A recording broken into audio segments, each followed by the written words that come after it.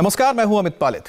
दुनिया के सबसे बड़े वैक्सीनेशन प्रोग्राम का काउंटडाउन शुरू हो चुका है और अब से करीब 68 घंटे बाद भारत में कोरोना की वैक्सीन लगनी शुरू हो जाएगी। 16 जनवरी से शुरू होने वाले वैक्सीनेशन प्रोग्राम के लिए एक ओर डिस्ट्रीब्यूशन तो दूसरी ओर वैक्सीन सेंटर पर तैयारी अपने अंतिम दौर में है।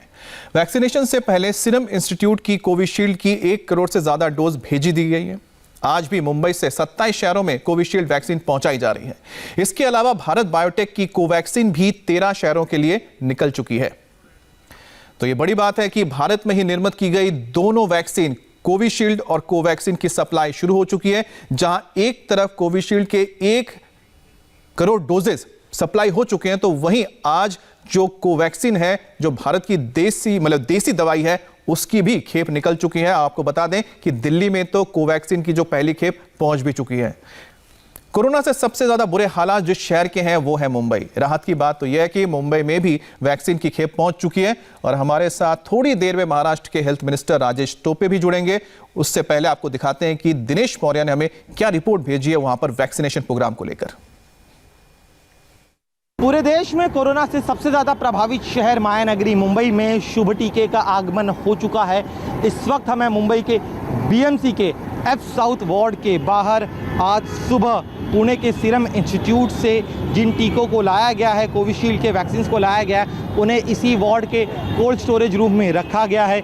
यहाँ पर एक high quality cold storage rooms इन वैक्सीन को स्टोर करने के लिए बनाया गया है और ये बीएमसी का हेल्थ हेडक्वार्टर भी है। और इन वैक्सीन को यहाँ रखने के बाद यहाँ की जो सुरक्षा है उसे बढ़ा दिया गया है। आप देख सकते हैं बाहर इस वार्ड के बाहर मुंबई पुलिस के कर्मचारियों को तैनात कर दिया गया है। वैक्सीन की सुरक्षा को लेकर एक अहम बैठक बीएमसी और मुंबई पुलिस के बीच में हुई है और उसमें तय किया गया कि इस वार्ड के बाहर का जो सुरक्षा घेरा होगा उसकी जिम्मेदारी मुंबई पुलिस की होगी, लेकिन जो अंदर का घेरा होगा वहाँ पर बीएमसी अपने सुरक्षा कर्मियों को तैनात करेगी।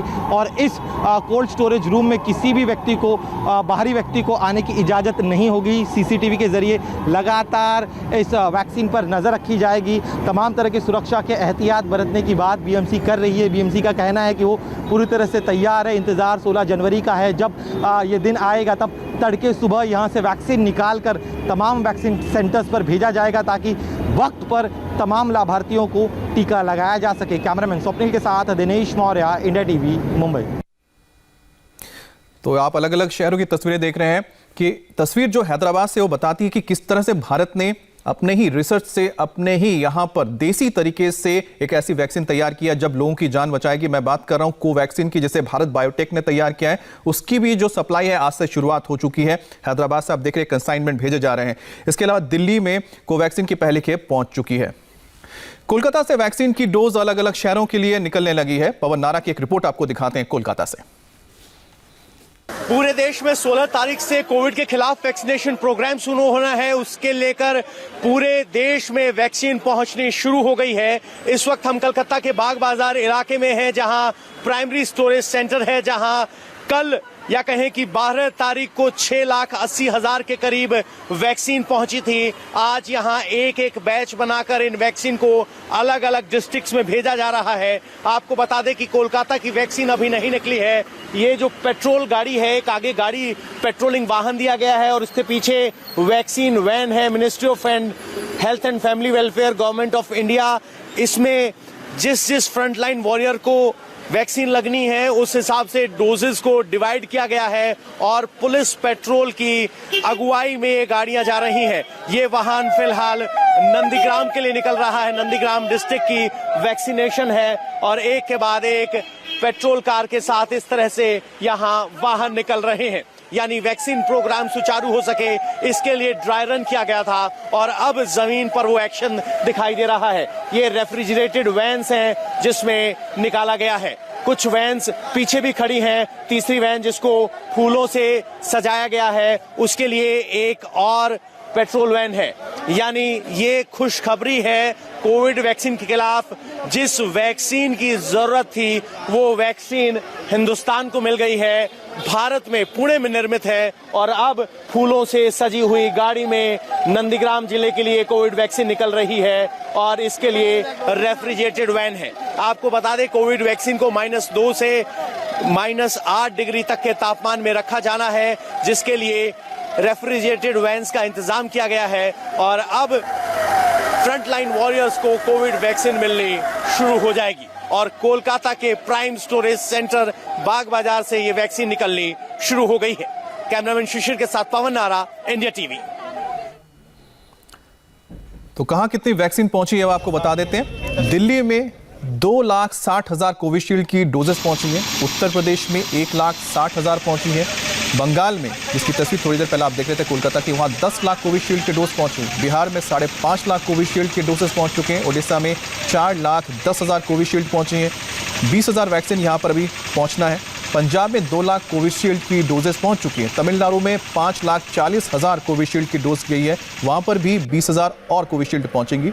इसके अलावा कोवैक्सीन भी वहां पहुंचना है। आंध्र प्रदेश में 5 लाख कोविशील्ड की डोज पहुंच चुकी है। कर्नाटक में 6,70,000 कोविशील्ड की डोज पहुंची है और 1,40,000 डोज आज पहुंचने वाली है। तो ये पूरा एक खाका आपने देखा कि किस तरह से अलग अलग शहरों में, अलग अलग कोनों में कितनी दवाई पहुंच चुकी है। अगर बात करते हैं कोविशील्ड की, तो कल जब इसकी शुरुआत हुई थी तो 55 लाख डोजेज वो भेज चुके थे और आज को अगर मिला देते हैं तो अब तक उन्होंने 1 करोड़ से ज़्यादा डोजेस पहुंचा दिए, सप्लाई कर चुके हैं। और साथ ही साथ जो कोवैक्सीन है वो भी लाखों की तादाद में जो वैक्सीन है वो अलग अलग जगहों तक, अलग अलग शहरों तक पहुंचा रहे हैं। तो एक है कोवैक्सीन जिसे भारत बायोटेक ने बनाया है, देसी है पूरी तरह से, हैदराबाद में इसे बनाया गया है। और दूसरा है सीरम इंस्टीट्यूट का पुणे में, जिसमें हम कह सकते हैं एस्ट्राजेनेका जो यूके की एक कंपनी, उनके साथ उसे तैयार किया गया है। पूरे देश में वैक्सीनेशन शुरू होने वाला है और उससे पहले पूरे देश में वैक्सीन की सप्लाई हो चुकी है। पटना में भी कोविशील्ड की खेप पहुंच गई है। नीतीश चंद्र ने स्टेट स्टोरेज सेंटर से खास रिपोर्ट भेजी, आपको दिखाते हैं।